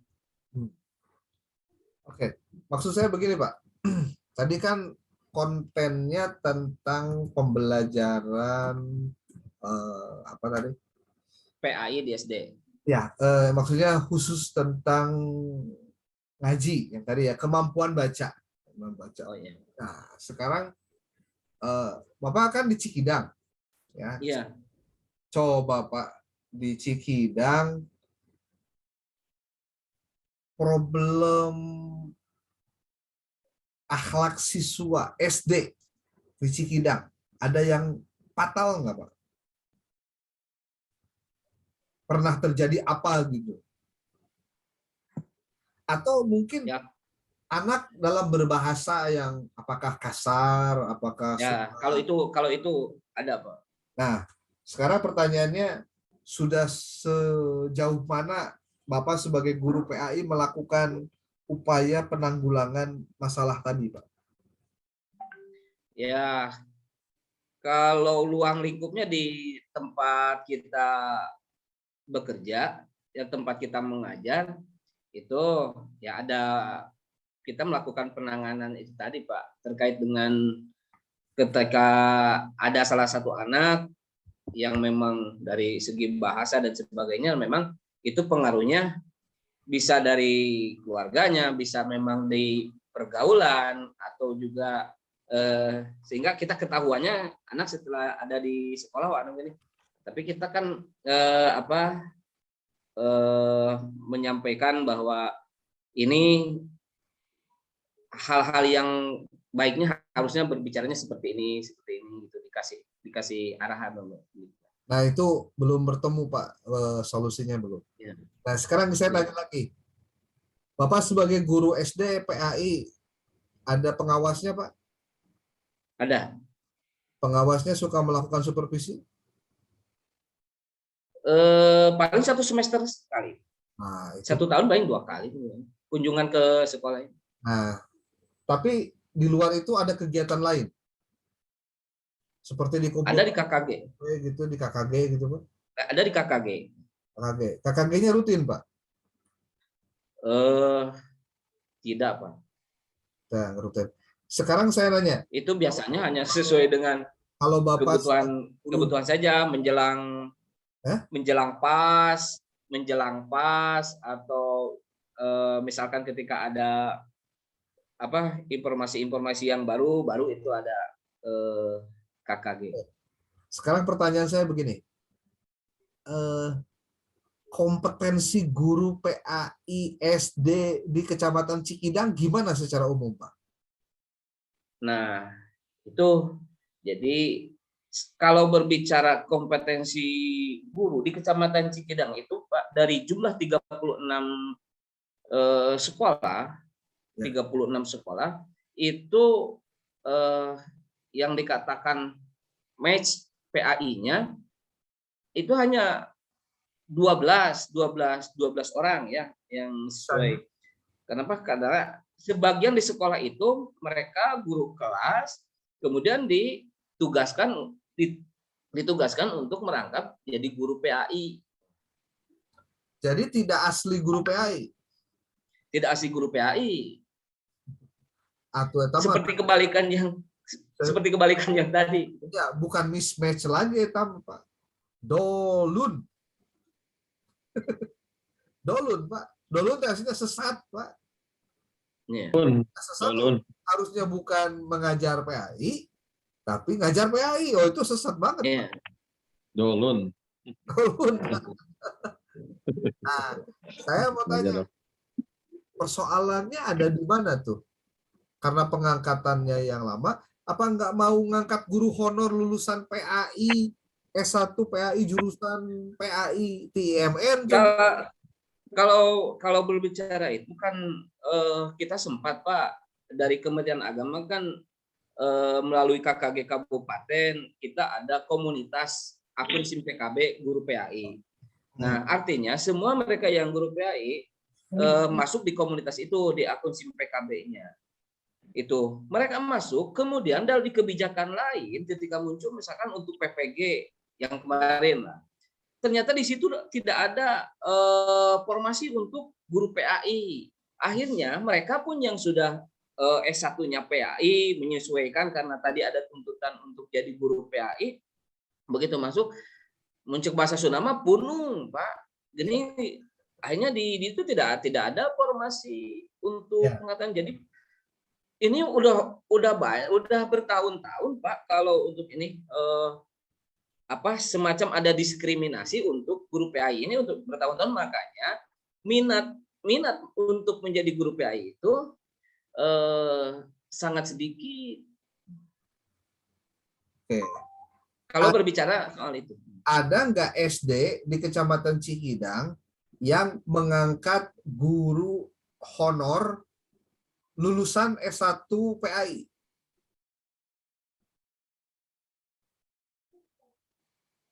Ada nggak? Ulangi Pak, tidak putus-putus Pak. Ada tidak di SD Kecamatan Cikidang kepala sekolah mengangkat guru honor PAI untuk ngajar di SD-nya? Ada nggak? Ada, kalau itu ada guru honor yang PAI ada. Ada berapa orang?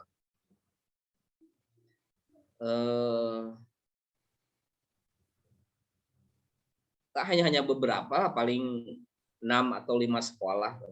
Berarti sisanya tidak mengangkat guru honor. Iya, yang itu tadi, Pak. Jadi memberdayakan guru yang ada. Ada yang penting mana agama Islam hanya Nah, ya. Kan ini, Pak. Ada operator sekolah. Dia kualifikasi akademiknya PAI, jadi operator, jadi operator. Karena tidak mau ngajar PAI tapi dulu kuliahnya S1-nya PAI. Nah, oleh kepala sekolahnya selain operator dia diperbantukan untuk ngajar PAI. Ada yang seperti itu, Pak. Etama sekali merangkul 2-3 pulau terlampaui. Jadi supaya hese neangan kedua. Nah, itu. Oke. Jadi terlihat Pak, persoalannya sebetulnya sudah nampak Pak.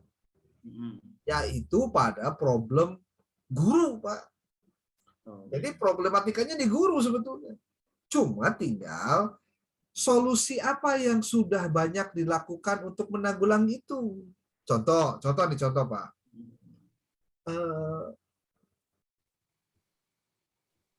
kepala sekolah itu punya kewajiban supervisi akademik, Pak. Saya tadi sudah bilang, kewajiban. Ya. Tapi saya mau beradu lah, boleh bertaruh lah, taruhan. Jarang kepala sekolah melakukan supervisi akademik, Pak. Betul. Nah, itu bisa diteliti, Pak. Tapi bukan sama dengan yang Pak Rudi tadi. Mungkin yang lain. Contoh,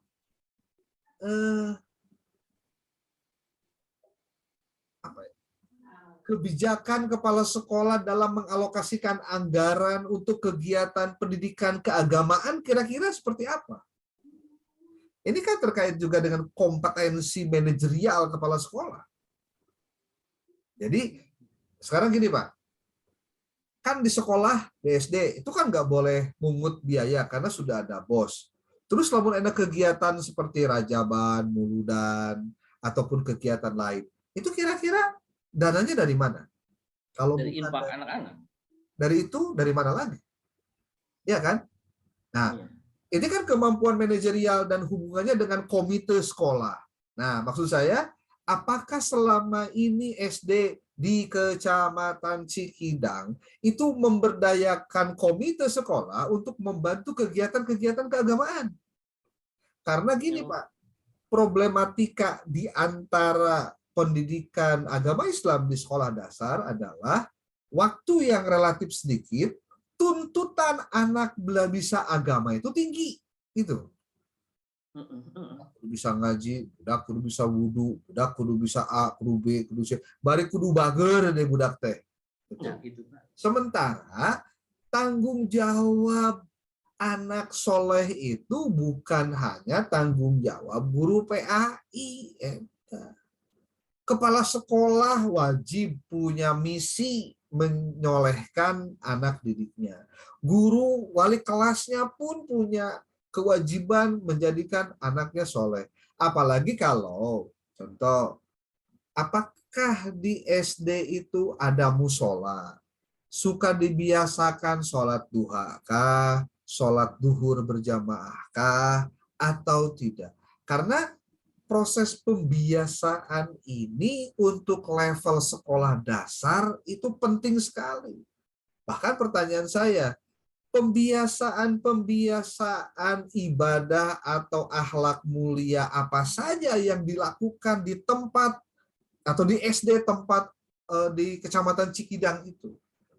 Apakah ada kekhasan dari SD di Kecamatan Cikidang dalam rangka peningkatan akhlak siswa?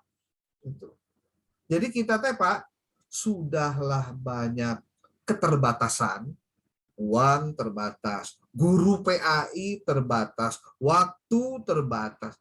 Ya untuk nyebutkan kurang lah terbatas tehnya. Terus lagi kemampuan guru juga sangat terbatas. Orang tua kemampuan ekonominya juga terbatas. Nah, kepala sekolah yang hebat itu ketika dia mampu mengefektifkan segala keterbatasan yang dimilikinya, tetapi menjadi unggul dengan keterbatasannya. Itu baru hebat. Nah, tentu ini harus diberikan trik, cara. Salah satunya secara akademis, Pak Aji perlu mengkaji. Kira-kira di sekolah dasar di tempat lain, sama enggak masalahnya dengan saya? Tapi kenapa kok ada yang hebat, tapi saya tidak? Nah, di situ Pak letak keunggulan. Jadi sebetulnya dari semua persoalan yang Pak Aji sampaikan, kita sebetulnya sudah mendapatkan arahannya kemana. Ya, tinggal merumuskannya.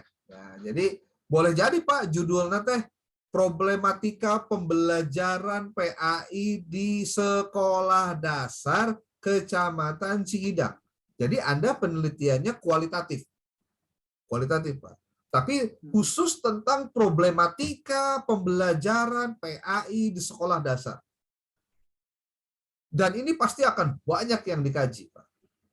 Jadi problematika pembelajaran PAI. Jadi Anda melihat dari berbagai sisi. Nah, kalau dalam penelitian kuantitatif, Anda mencoba memisahkannya.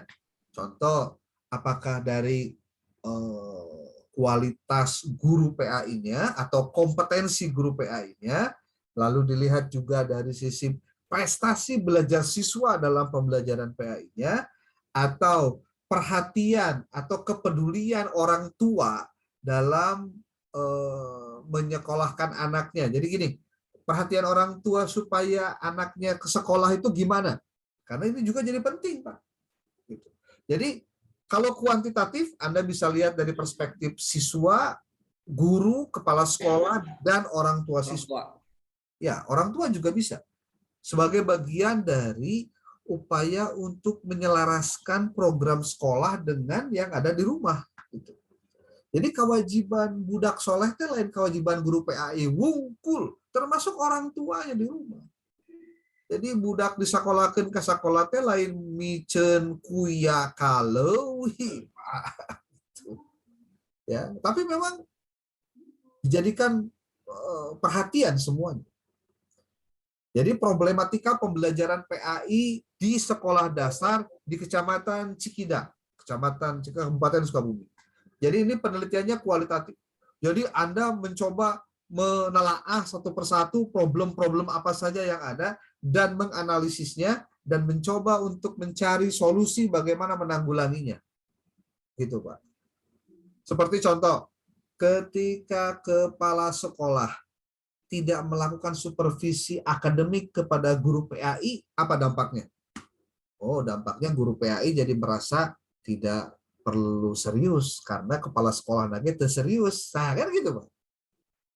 Atau ketika pengawas nage males datang ke sekolah, ukur tanda tangan pas wungkul mah, atuh arek kumaha bisa meningkatkan motivasi mengajar, Pak. Nah, walaupun memang kita juga harus ketahui problem terbesarnya tetap ada pada gurunya. Jadi kalau motivasi intrinsik si guru tersebut rendah pada komitmen dia menjadi guru, relatif juga akan kecil Pak hasilnya. Jadi komitmen terhadap profesi itu penting.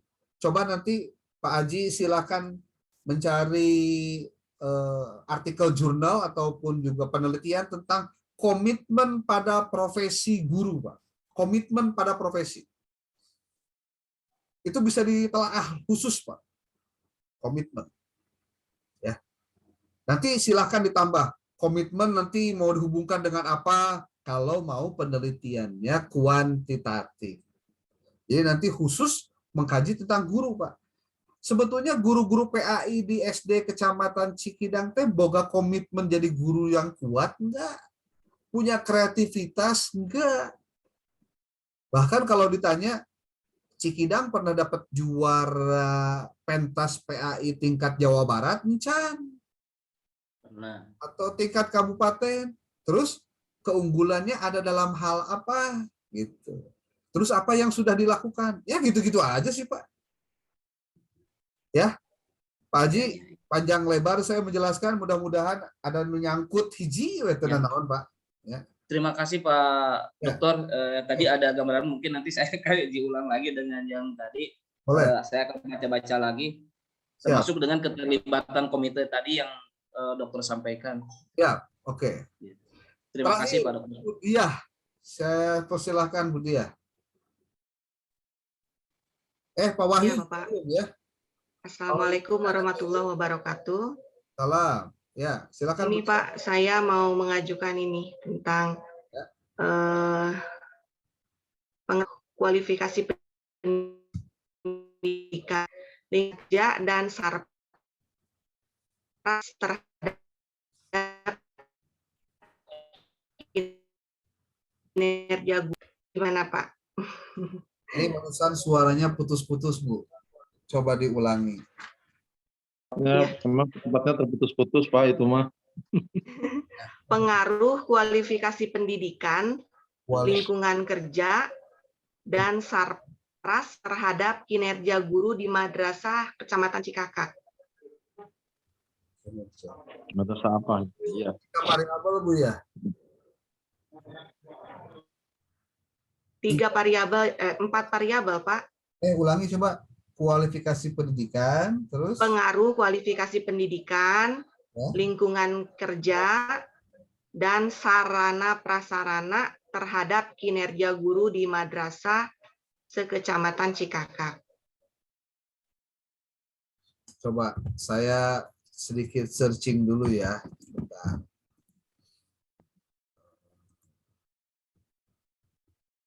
Itu kualifikasi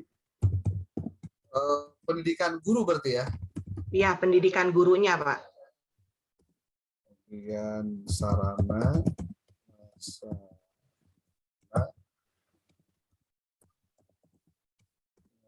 lingkungan kerja terhadap Kinerja guru, ya. Di mana, Bu? Di madrasah, Pak. Saya mau ininya penelitiannya di madrasah saja karena udah pada kenal gitu. MTS, MI atau MA? Madrasah Sanawiyah.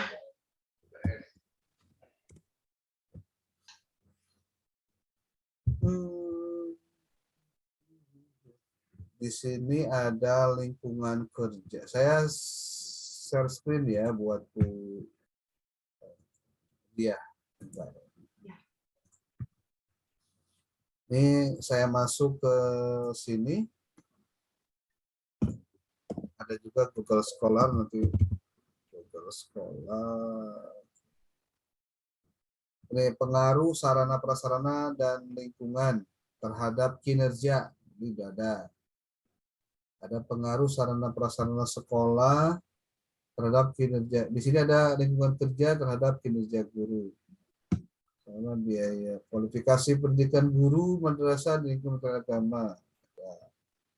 Pengaruh lingkungan kerja, motivasi kerja, kepuasan, pengaruh kerja. Entar sini cek dulu di sini.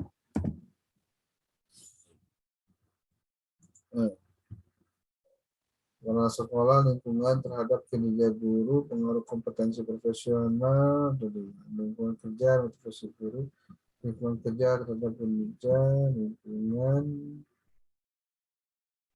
Ini kalau untuk kualifikasi pendidikan, sarana prasarana lingkungan kerja ini belum banyak nih. Boleh. Boleh ya, Pak? Silakan dilanjut ya. Iya.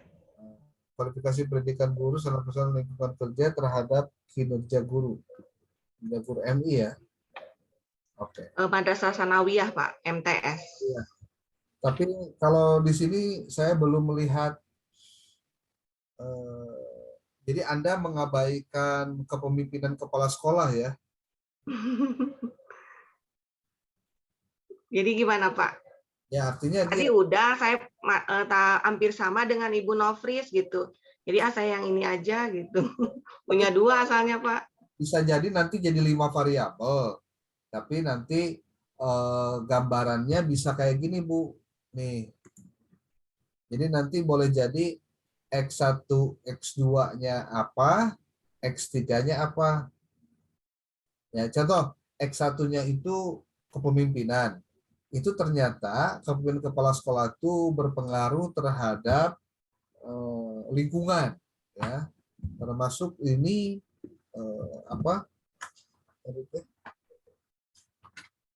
Sarpras, Pak. Sarana prasarana itu juga ternyata bisa mempengaruhi lingkungan. Pengaruhnya terhadap apa? Nah, berarti Ibu kudu mencari, ya, saya kasih clue-nya. Coba faktor-faktor yang mempengaruhi kinerja. Kita kudu dibaca, Bu. Nih, tuh lihat, Bu. Faktor-faktor yang mempengaruhi kinerja guru diantaranya adalah tingkat pendidikan guru, oke. Supervisi pengajaran, program penataran, iklim yang kondusif, sarana prasarana, kondisi fisik dan mental guru, gaya kepemimpinan kepala sekolah, jaminan kesejahteraan, kemampuan manajerial kepala sekolah, pelatihan, pemberian insentif. Nah, ini teh di antara yang mempengaruhi kinerja guru. Nah, Ibu ambil 3 atau 4. Jadi untuk ini Ibu kan tadi sudah ngambil kualifikasi pendidikan, sarana prasarana, dengan lingkungan kerja. Ini sudah ada semua. Nih, tingkat pendidikan guru. Jadi bahasanya bukan kualifikasi pendidikan, tapi tingkat pendidikan guru. Ya. Kemudian sarana prasarana, tayeta sarana prasarana. Yang ketiga lingkungan kerja, lingkungan kerja. Ini kayaknya kalau dibuka diklik ini bisa ada dicek.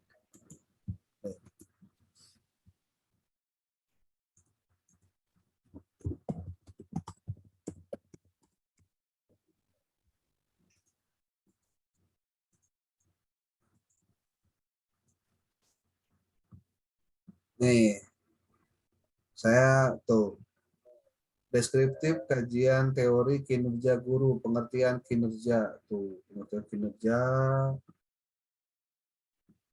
terus ke bawah wujud dan bentuk kinerja, standar kinerja, toh.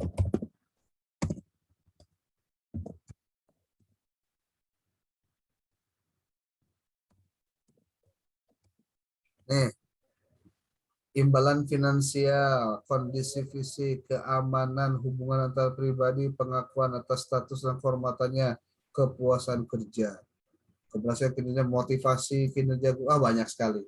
Mangga buat dia silakan diambil saja.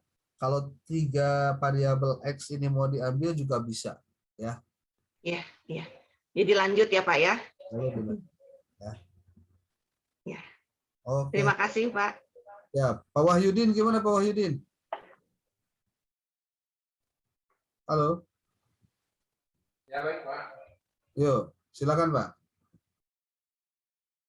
Terima kasih atas waktu yang diberikan.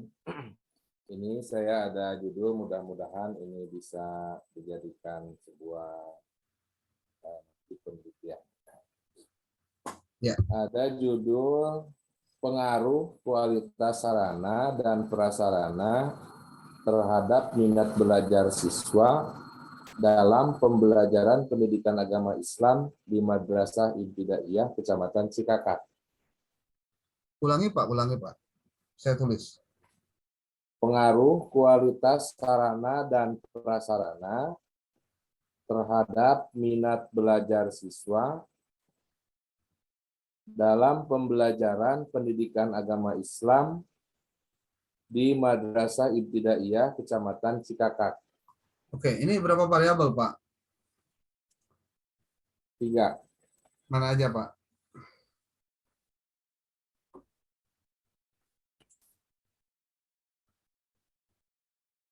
Mana aja Pak ini? Pengaruh kualitas sarana dan prasarana, kemudian minat belajar siswa, kemudian pendidikan agama Islam. Ini Pak.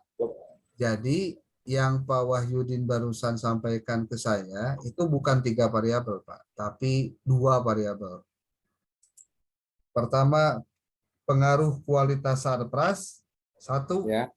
Kemudian terhadap minat belajar dalam pembelajaran PAI. Jadi hanya 2 Pak ini Pak. Bukan 3, 2. Nah, makanya lebih baik di ibaratnya variabelnya itu jelas Pak. Sekarang Bapak pengen mengkaji tentang minat belajar. Oke. Nah, minat belajar. Sekarang coba dicek. Ini saya coba bantu ya. Membantu Pak Wahyudin. Kira-kira faktor apa saja yang mempengaruhi minat belajar itu? Ini Pak, kita tulis di sini. Nih. Faktor-faktor yang mempengaruhi minat belajar siswa di kelas. Ini ternyata banyak juga. Saya coba share ya.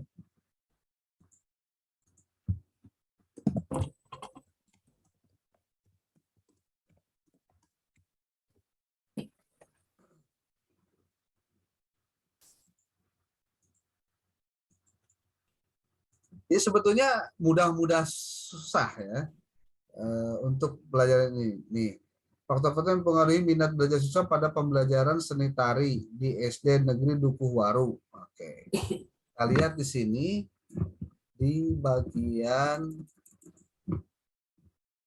ini ya Pak. Nah, ini. lihat di kajian pustaka, kajian teori belajar, pembelajaran di sini, minat belajar, nah faktor-faktor yang mempengaruhi minat belajar. Nah ini Pak, kita coba save.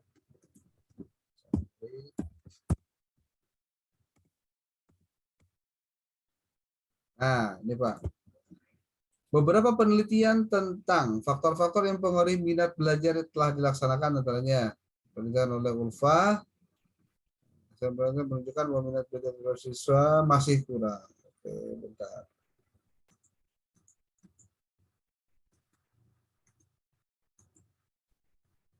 Nah ini faktornya itu ada faktor jasmania, faktor kesehatan, faktor cacat tubuh, faktor psikologi.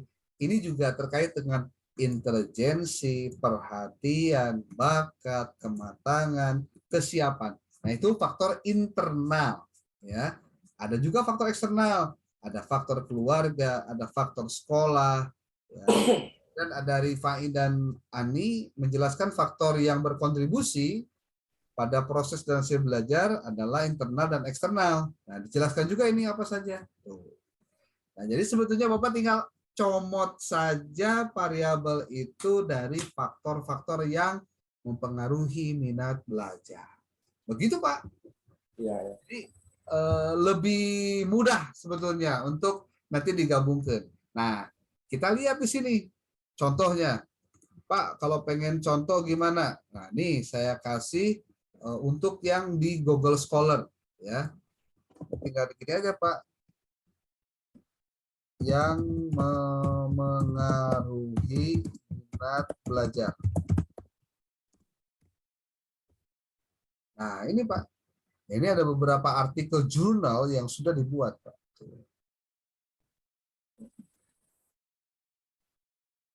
Nah, faktor-faktor yang mempengaruhi minat belajar siswa di SDN Kute Panang. Apa aja? Nah, ini Pak, bisa dipelajari, Pak. Nih. Faktor-faktor yang minat. Nah, ini bisa diklik, Pak.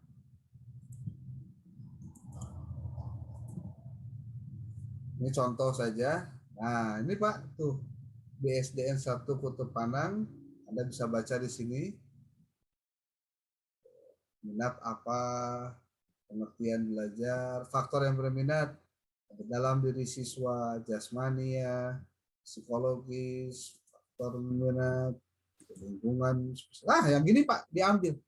Jadi tinggal coba jika gabungkan. Nah, gitu Pak. Ini Dok. Ya. Kalau sama kualitas sarana dan prasarana itu ada hubungannya?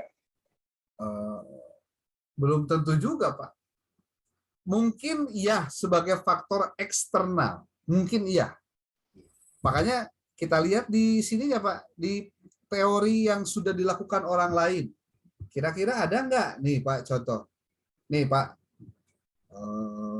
Faktor eksternal yang mempengaruhi minat itu satu keluarga, dua sekolah. Sekolah teh naon wae. Tadi dia aya penjelasan, Pak. Faktor dari dalam sekolah meliputi metode mengajar, kurikulum, sarana dan prasarana. Nah, ya orang bisa didalil, Pak. Ada, Pak. Jadi itu teh faktor eksternal dari yang mempengaruhi minat untuk masalah sarana prasarana. Begitu, Pak. Baik. Boleh dipakai? Boleh. Makanya kata kunci untuk mencari artikel di Google Scholar-nya harus bagus, Pak. Harus pas. Ya. Ya, terima kasih, Dok. Ya. Jadi bisa kebayang, Pak, ya. Cari 3 variabel X lalu ke Y. Makanya tolong membaca artikel-artikel yang memang bisa dijadikan sebagai bahan untuk tesis. Termasuk mencari pola hubungannya kayak gimana. Nah, minggu depan saya minta Bapak Ibu untuk menyiapkan draftnya. Nanti saya akan kirim urutan cara membuat proposal. Ya. harus pakai apa, bagaimana, dan lain-lain. Nanti saya sampaikan nanti di grup secepatnya. Ya. Oke, terima kasih. Ini baru ada 7 orang. Ada Bu Nofrisa, Pak Ujang Yandi, Pak Aji, Pak... 8, Pak. Pak Haji Aji mati lampu, Pak. Oh gitu. Barusan. Mati lampu Pak Haji Aji barusan. Pak Kosma. Oke.